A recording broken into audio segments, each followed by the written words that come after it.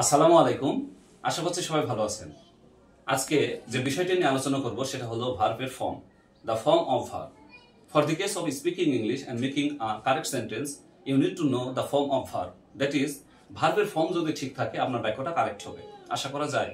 এবং ইংরেজি বলার ক্ষেত্রে, সঠিক বাক্য তৈরি করার ক্ষেত্রে ভার্বটা ঠিক রাখা জরুরি। এই জন্যই আমরা ভার্বের সঠিক ফর্ম নিয়ে আলোচনা করবো ইনশাল্লাহ। আমি মনে করি আজকের ক্লাসটা করার পরে ভার্বের ফর্ম নিয়ে আপনার কোনো কনফিউশন থাকবে না। দেখুন, বইতে অনেক সময় 3টা ফর্ম দেওয়া থাকে, অনেক বইয়ে 5টা ফর্ম দেওয়া থাকে, কিন্তু আসলে অনেকে প্রশ্ন, ভার্বের ফর্ম আসলে কয়টা? এটা আজকে আমরা শিখবো। দেখুন, the form of verb, there are 7 forms of verb. মনে রাখবেন, ভার্বের ফর্ম হলো মোটের পুরে 7টা, সব মিলিয়ে 7টা ভার্বের ফর্ম আছে। কি কি সেগুলো আমরা একটু জেনে নিই।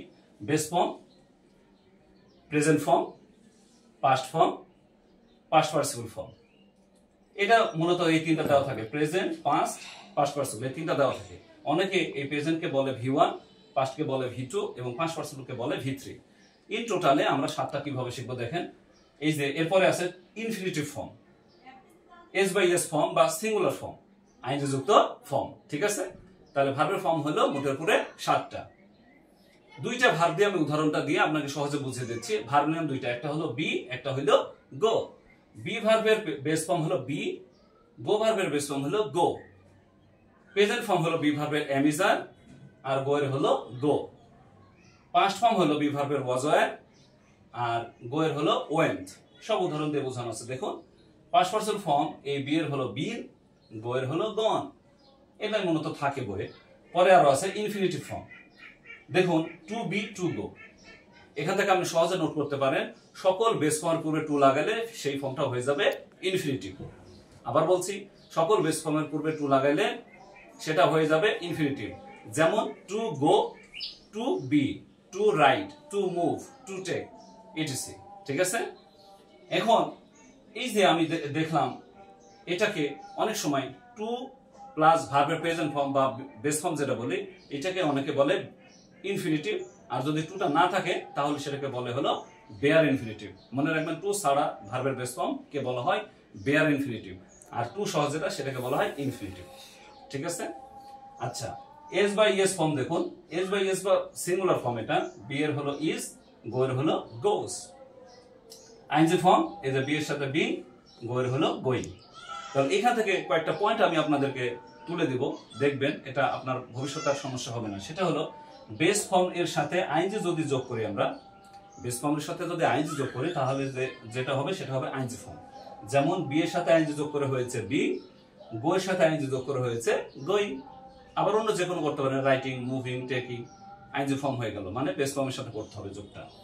তারপরে এস বাই যোগটা যদি আপনি এই যে ইয়ের সাথে করেন, এই বেস ফর্মের সাথে যদি এসবিএস করেন তাহলে সেটা হবে এসবিএস ফর্ম বা সিঙ্গুলার ফর্ম।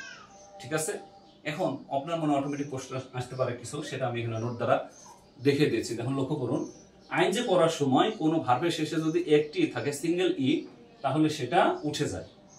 যেমন মুভের শেষে দেখুন ই আছে, এই যে এখানে লক্ষ্য করুন ই আছে, এটা উঠে গিয়ে হয়ে গেল কি মুভিং, এইটা উঠে গেল।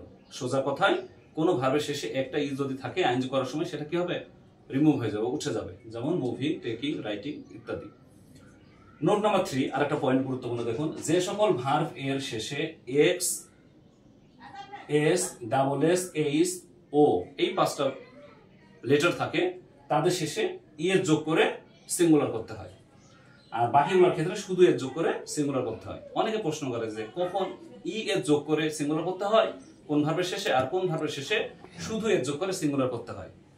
যে সকল ভার্বের শেষে এই 5টা বিষয় থাকবে, এই যে এই 5টা আমি দেখিয়ে দিচ্ছি, যে x, s, double s, h, o, তাদের সঙ্গে ইএস যুক্ত হবে। যেমন go, es, goes, fix, es, fixes, mix, es, mixes, cash, es, cashes ইত্যাদি। আর অন্যান্যগুলোর সাথে শুধু এর যোগ হবে, যেমন মিট প্লাস এস, মিটস। ঠিক আছে, আরো একটি বিষয় বলি, যে সকল ভার্বের শেষে টি থাকে এবং ইডি যোগ করে ভার্বের পাস্ট পার্সন করতে হয়, সেটার উচ্চারণটা করতে হয় ইট। ঠিক আছে, যেমন want plus ed, wanted, start plus ed, started. এটা উচ্চারণের একটা পয়েন্ট বললাম, যে পাস্ট এবং পাস্ট পার্টিসিপল উচ্চারণ করার সময় ইডি থাকলে ইড উচ্চারণ করতে হয়। যেমন স্টার্ট এর পাস্ট পার্টিসিপল স্টার্টিড, ওয়ান্ট এর পাস্ট পার্টিসিপল ওয়ান্টিড। আশা করছি আজকের এই ক্লাস থেকে আপনি ভার্বের ফর্ম সম্পর্কে বিস্তারিত জানছেন এবং এরপর থেকে ভার্বের ফর্ম নিয়ে আর আপনার কোনো দ্বিমত বা সমস্যায় থাকবে না। All about the form of verb. Okay, no more today. Thank you very much. I will be back again with a new video, new class. Till then, Allah Hafiz.